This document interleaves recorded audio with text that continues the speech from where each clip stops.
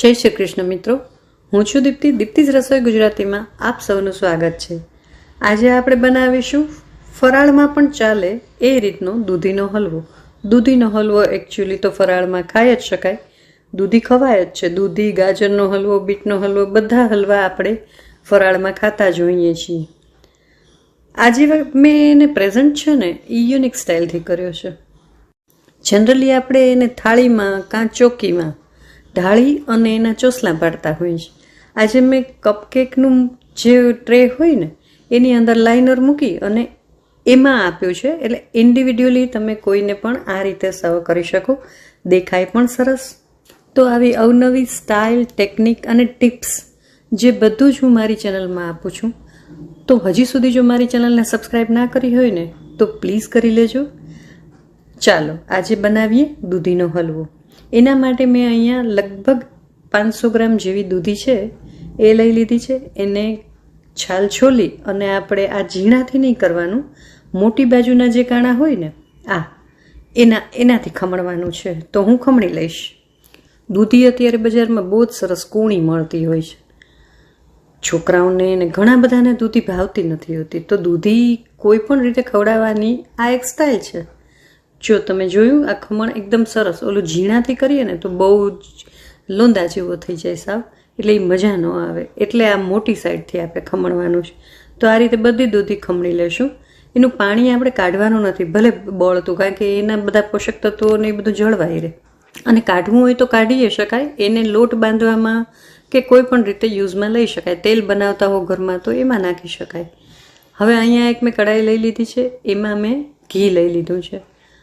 હવે જે ડ્રાયફ્રૂટ્સ નાખવા હોય ને એને સેજ આપણે ફ્રાય કરી લેશું.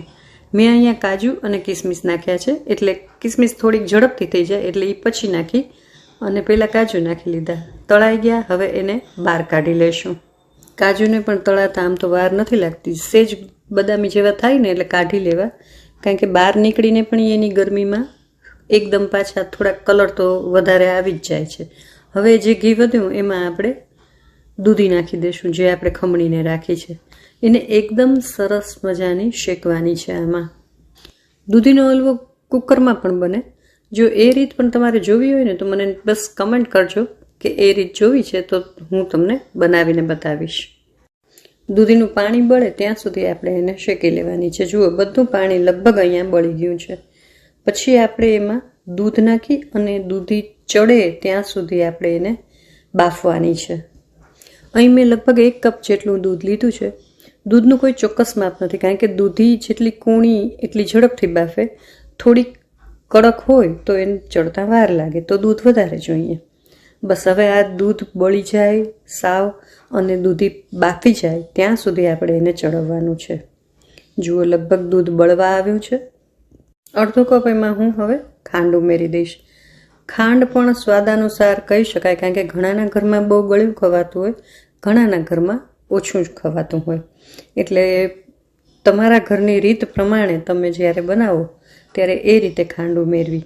હવે આ ખાંડનું પાણી પૂરું બળે નહીં ને ત્યાં સુધી આપણે એને વચ્ચે વચ્ચે ચલાવતા રહેવાનું છે. દૂધીનો હલવો નીચે બહુ ચોટે નહીં, અને આ નોનસ્ટિક પેન છે એટલે બહુ વાંધો ન આવે, પણ છતાંય આપણે હલાવતા રહેવાનું વચ્ચે વચ્ચે. તમે જોઈ શકો છો, જે ખાંડનું પાણી થયું હતું ને એ પણ એકદમ સરસ રીતે બળી ગયું છે. હવે મેં અહીંયા માવો લઈ લીધો છે, મોળો માવો આવે એને ખમણી લીધો છે. માવો ન હોય તો તમે ઘરમાં પેડા કે બરફી પડ્યા હોય ને તો એ પણ નાખી શકો. એના ભાગની ખાંડ રિમૂવ કરી દેવાની, નહીંતર બહુ ગળ્યું થઈ જશે. માવો નાખી અને આપણે એકદમ સરસ શેકવાનું છે. માવો, મીઠાઈ કાંઈ ન હોય તો ઘરમાં મિલ્ક પાવડર હોય તો તમે અડધો કપ એ નાખી શકો. એનાથી પણ એકદમ સરસ બનશે. બધા જ ઓપ્શન આપી દીધા, એટલે હવે એમ ન કહેતા કે મારા ઘરમાં આ નહોતું એટલે મેં દૂધીનો હલવો નથી બનાવ્યો. બનાવવાનો તો છે જ, બરાબર ને? હવે આપણા દૂધીનો હલવો બહાર જેવો દેખાય ને એના માટે મેં ઓપ્શનલ છે, તમારે નાખવો હોય તો નખાય, પણ મેં થોડોક ફૂડ કલર નાખ્યો છે એટલે એકદમ સરસ હલવાઈ સ્ટાઇલ બને. ગમે છે તો બહારનું જ આપણને જોવું, તો એના જેવું જ ન બનાવીએ. હવે અહીંયા એલચીનો પાવડર મેં અડધી ચમચી નાખી દીધો છે.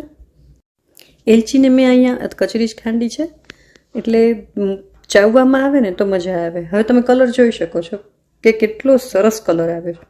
હવે અહીંયા પેન છોડવા માંડ્યું છે. આપણો હલવો રેડી થઈ ગયો છે. ગેસ મેં જુઓ તમે બંધ કરી દીધો છે. હવે જે ડ્રાયફ્રૂટ્સ તળીને રાખ્યા હતા ને એ ઉમેરી દઈશું અને એને સરસ મિક્સ કરી લેશું. ચાલો હવે જે યુનિક સ્ટાઇલથી આપણે સર્વ કરવાનું છે ને એની માટે મેં અહીંયા કપકેકનું જે ટીન હોય ને એ લઈ લીધું અને એની લાઇનર્સ આવે આ રીતના જેમાં કપકેક બનતી હોય એ લાઇનર્સ મૂકી દીધા છે. તમે થાળી ચોકી જે ટ્રેડિશનલ સ્ટાઇલ છે એ રીતે પણ કરી જ શકો. આ તો સારું દેખાય એટલે મેં આ રીતે કર્યું. એમાં આ રીતે હું બધામાં હલવો થોડો થોડો નાખી દઈશ. ઉપરથી એક હાફ કાજુ સજાવવા માટે મૂકી દઈશ. 2-3 કલાક બહાર અથવા તો રૂમ ટેમ્પરેચર ઉપર આવે પછી તમે ફ્રીઝમાં સેટ કરવા મૂકી દેશો. એકદમ સરસ હલવો તમારો રેડી થઈ ગયો હશે.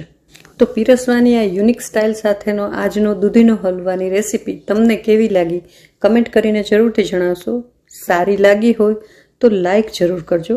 આજના વિડીયોમાં બસ આટલું જ. ફરી મળીશું નવા વિડીયો નવા સબ્જેક્ટ સાથે. ત્યાં સુધી